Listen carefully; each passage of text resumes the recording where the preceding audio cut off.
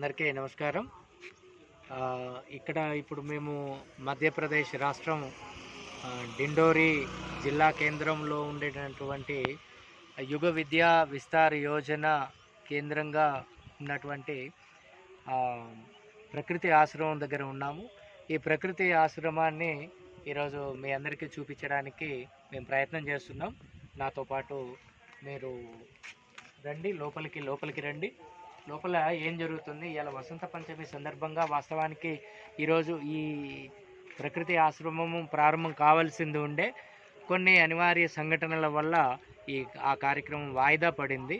ఇక్కడ అన్ని క్రమక్రమంగా వసతులు ఏర్పాటు చేయబడుతున్నాయి. ఈరోజు వసంత పంచమి కార్యక్రమం జరిగింది. ఇక్కడ యజ్ఞశాల చూస్తున్నాం, మన ఎదురుగా యజ్ఞశాల ఉంది. ఇక్కడ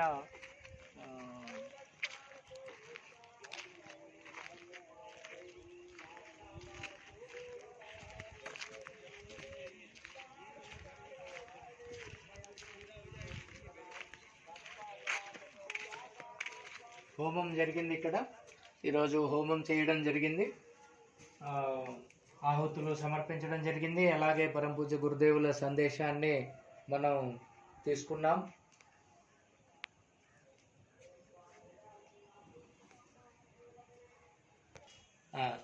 జై గురుదేవ్. ఇక్కడ ప్రతిరోజు ఉదయము సూర్యోదయ సమయానికి మరియు సూర్యాస్తమయ సమయంలో ప్రతిరోజు అగ్నిహోత్రం జరుగుతుంది. 2 మంత్రాలతో 2 ఆహుతులు సమర్పించడం జరుగుతుంది. ఈ 2 మంత్రాలు ఆహుతులు సమర్పించిన తర్వాత 5 నిమిషాలు మౌన జపం ఉంటుంది, ధ్యానం ఉంటుంది. తర్వాత మళ్ళీ ప్రాణాయామము, అలాగే ఈ ఆవు పిడకలతో, ఆవు నేతితో మనం మామూలు బియ్యంతో తయారు చేసినటువంటి ఆహుతులు సమర్పిస్తాం. ఇది చాలా విశిష్టమైనటువంటి పద్ధతి, ప్రాచీన పద్ధతి అగ్నిహోత్రం. అగ్నిహోత్రం ద్వారా మనం అనేక రోగాలను నయం చేయడం జరుగుతూ ఉంది. ప్రాచీన పద్ధతుల్లో మనకు తెలుసు. అలాగే ఈ అగ్నికుండాన్ని 12 గంటల పాటు ఎవరు ముట్టుకోకుండా ఉంచబడుతుంది. ఇక్కడ ఈ 12 గంటల తర్వాత దీనిలో ఈ విశ్వంలో ఉన్నటువంటి శక్తి అంతా కూడా దీనిలో చేరుతుంది అని చెప్పేసి ఆచార్య గారు చెప్పారు ఇక్కడ. కాబట్టి ఈ భస్మం ఏదైతే ఉందో, ఈ భస్మ సేవనము చాలా విశిష్టంగా అన్ని సర్వరోగ నివారణలాగా ఉపయోగపడుతుంది. రైట్, లైబ్రరీ దాకా తీసుకురా. ఇక్కడ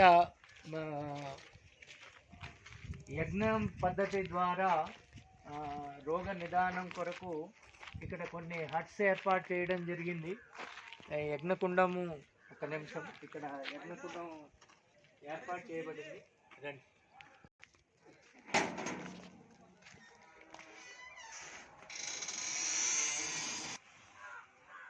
ఇది ఇక్కడ ఈ గదులలో, ఈ హట్స్లలో యజ్ఞకుండం ఏర్పాటు చేయబడింది. ఇది పిరమిడ్, తిరగేసిన పిరమిడ్ ఆకారంలో యజ్ఞకుండం ఉంది. ఆవు పిడకలతోటి ప్రత్యేకమైనటువంటి వనమూలికలతో యజ్ఞం చేయడం జరుగుతుంది. ఈ ప్రకృతి సహజంగా నిర్మితమైనటువంటి ఈ గృహంలో ఆవు పేడతో అలికి అంటే సాధకుల ద్వారా చేయబడినటువంటి ఇది ఒక సాధన, ఆధ్యాత్మికత, అలాగే స్పిరిచువల్ హీలింగ్. ఈ పద్ధతిలో ఇక్కడ ఈ క్యాన్సర్ పేషెంట్లు అయితే ఏంటి, తర్వాత ఆస్మా అయితే ఏంటి, హృదయ రోగము, అలాగే కిడ్నీ ఫెయిల్యూర్ మొదలైనటువంటి దీర్ఘకాలిక రోగాలకు, స్వల్పకాలిక రోగాలకు కూడా ఈ పద్ధతిలో చికిత్స చేయడం జరుగుతుంది.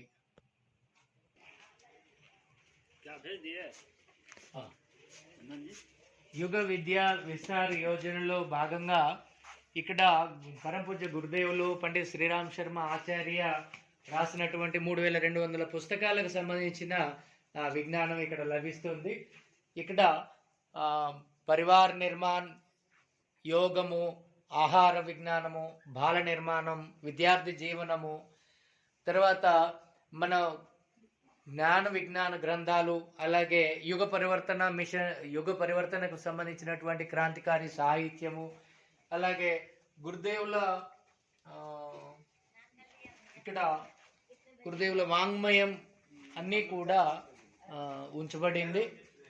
వాంగ్మయం కూడా అలాగే పర్యావరణం మరియు వ్యవసాయానికి సంబంధించినటువంటి సాహిత్యం కూడా ఉంచబడింది.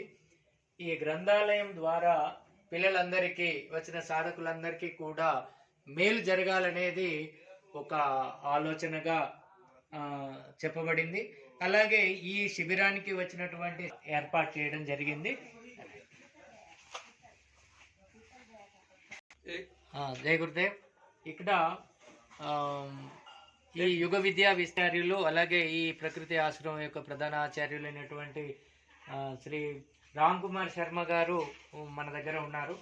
వారు ఈ విద్యా విస్తార యోజన యొక్క ప్రధాన కార్యక్రమాన్ని చూస్తూ ఉన్నారు. ఇక్కడ తను స్పిరిచువల్ హీలింగ్ ద్వారా అలాగే ప్రకృతి వైద్యం ద్వారా ఈ రోగులకు స్వస్థత చేకూర్చడానికి ప్రయత్నం చేస్తున్నారు. వారిని కూడా నమస్కారం. జై గురుదేవ్. జై गुरुदेव। आप बोलिए क्या हो रहा है या योजना है? आपका आशीर्वाद। मूल योजना है राष्ट्र की शिक्षा क्रांति। शिक्षा में स्कूल कॉलेज नहीं, अनौपचारिक। हमारे प्राचीन ऋषि विज्ञान में क्या था कि जिस भी माध्यम से समाज ज्ञान और शिक्षा लेता था वो सारे माध्यमों को ऋषियों ने उत्कर्ष की ओर मोड़ा। तो आज हमें सब जितने भी तंत्र है, स्वाध्याय का तंत्र है, कला का तंत्र है, सिनेमा का तंत्र है, पोस्टर का तंत्र है, दीवार लेखन का तंत्र है, प्रवचनों का तंत्र है, धर्म मंच का तंत्र है, सभाओं का तंत्र है, सारे तंत्रों को राष्ट्र के उत्कर्ष की ओर मोड़ना है। मूल उद्देश्य है आने वाली नई पीढ़ियों को सुयोग्य, सभ्य, शालीन, संस्कारवान, स्वस्थ, स्वाभिमानी, स्वावलंबी बनाना। जब व्यक्ति स्वावलंबी स्वाभिमानी होगा तो पूरा राष्ट्र स्वस्थ, स्वावलंबी और समृद्ध बनेगा और तभी विश्व मानवता की समस्याएं मिटेगी।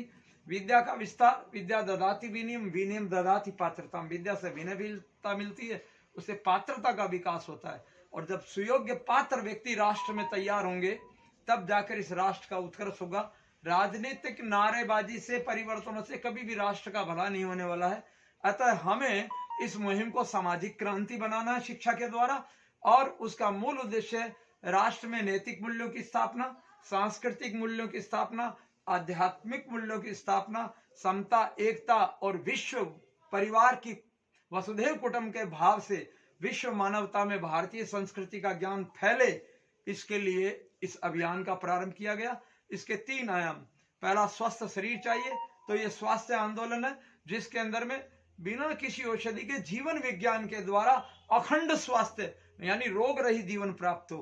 दूसरा है अभाव की मुक्ति, कुटीर उद्योग, गौ, नारी जागरण और कृषि, ऋषि कृषि के द्वारा इस राष्ट्र की अर्थव्यवस्था को सुदृढ़ किया जाए।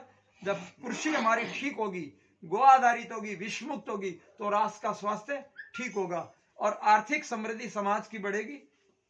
तीसरा अभियान है सारी समस्याओं की जड़ है अज्ञान। जैसा हमारी गुरु सत्ता ने कहा, तो हमें इसको ज्ञान क्रांति के रूप में विश्वव्यापी फैलाना है।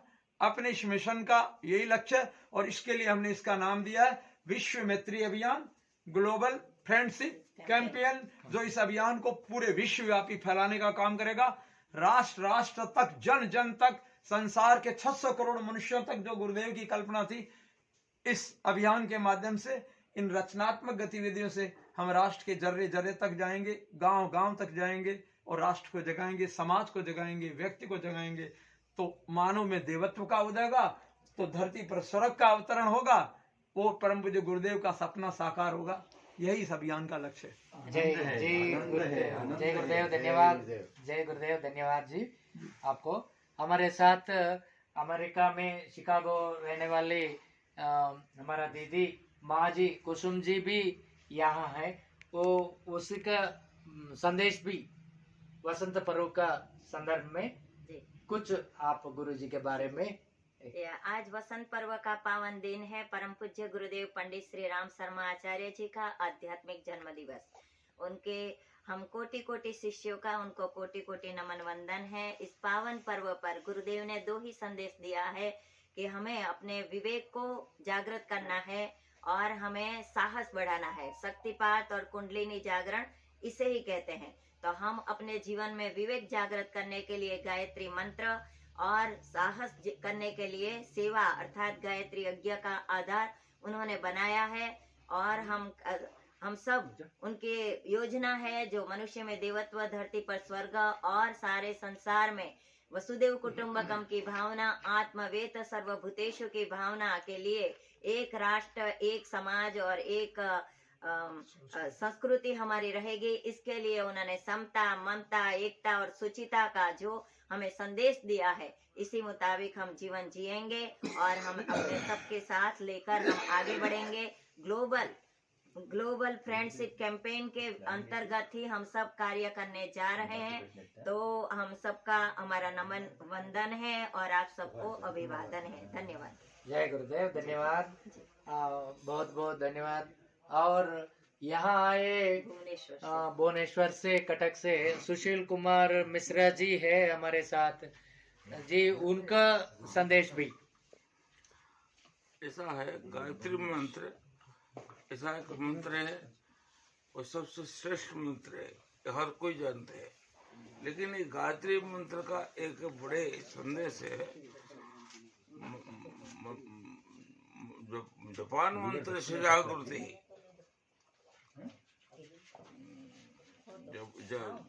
जगम प्राण स्थित मंत्रे जपान मंत्र से जागृति अति प्रकाशवान सभ्य मंत्र होती लेखनात्। अर्थात यज्ञ में मंत्र का यज्ञम हो, जपान मंत्र से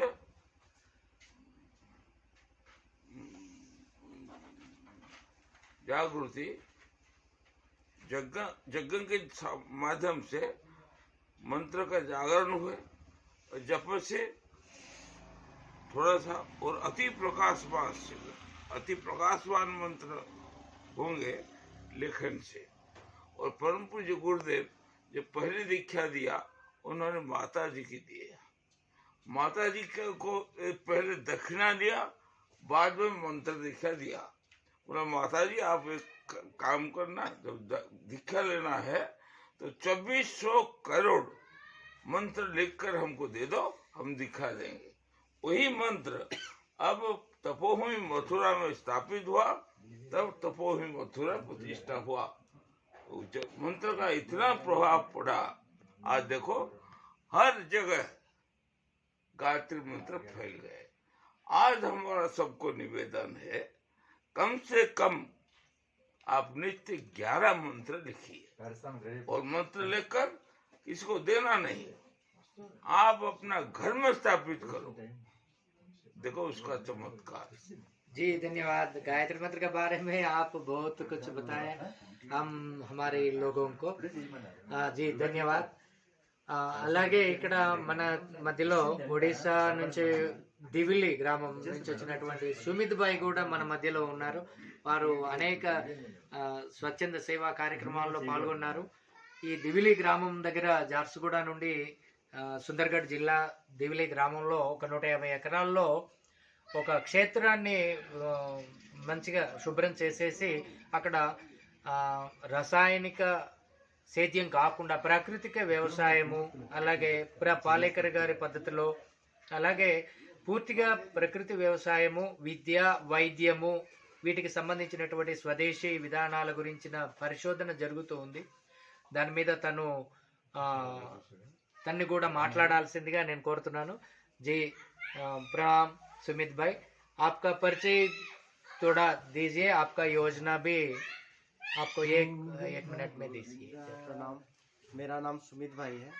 मैं अभी उड़ीसा में प्राकृतिक कृषि में कार्यरत हूँ और वहाँ विश्वविद्यालय कृषि एग्रीकल्चर के बारे में और शिक्षा के बारे में, शिक्षा का उन्नति कैसे होगा, जो मैकोले शिक्षा से उन्नत गुरुकुल का शिक्षा और चिकित्सा, इस क्षेत्र में कार्य कर रहा हूँ। जी जय गुरुदेव, ధన్యవాదాలు సుమిత్ భాయ్। అలాగే ఇక్కడ మనం ఈ ప్రధాన ఆచార్యుల వారి గృహంలో ఉన్నటువంటి మనం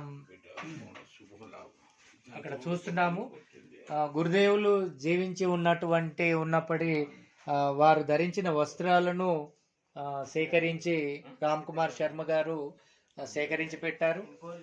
వారి గురుదేవులు ధరించిన వస్త్రాలు అవి ఖద్దరు ఖాదీకి సంబంధించినటువంటి బట్టలే తను ఎప్పుడూ ధరించేవారు.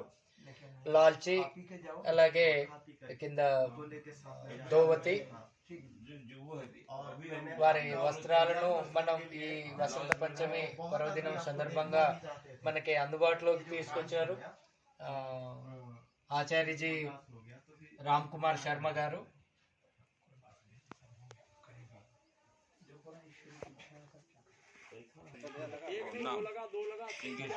ఇతను ఇక్కడ ఉన్న క్యాన్సర్ పేషెంట్, క్యూర్ అవుతుందన్న నమ్మకంతో ఇక్కడ ఉన్నాడు. ట్రీట్మెంట్ కూడా బలంగా జరుగుతూ ఉంది ఇక్కడ. हम उमेश भैया, चार व्यक्ति आए हुए हैं। मेरा नाम है उमेश प्रसाद और एक डॉक्टर कुलदीप जी आए हुए हैं। एक है धर्मनाथ जी आए हुए हैं। एक रवि भाई जेएनयू से है, जेएनयू से जेएनयू నుండి వచ్చినటువంటి రవి గారు अंतर्राष्ट्रीय संबंध पर हाँ। इन्होंने पीजी कर रहे हैं आपका जेएनयू से। और डॉक्टर कुलदीप जी हैं, आइए आइए डॉक्टर कुलदीप जी आ रहे हैं। ये तेलुगु में बोलेंगे थोड़ा। हाँ, ये आपके मतलब पीएमसीएच पटना से आपका MBBS करके డాక్టర్ కుల్దీప్ గారు వారు ఇప్పుడు వైద్యాధికారిగా పనిచేస్తున్నారు. आपका पुपरी में कार्यरत है, ठीक है। और వారు కూడా రాజీవ్ దీక్షిత్ గారితో ప్రేరితులైనటువంటి వ్యక్తి. వారు అవిశ్రాంతంగా సుభాష్ చంద్రబోస్ అలాగే రాజీవ్ దీక్షిత్ గారి ప్రేరణతోటి అక్కడ బీహార్లో అనేక కార్యక్రమాలు తీసుకుంటూ ఉన్నారు.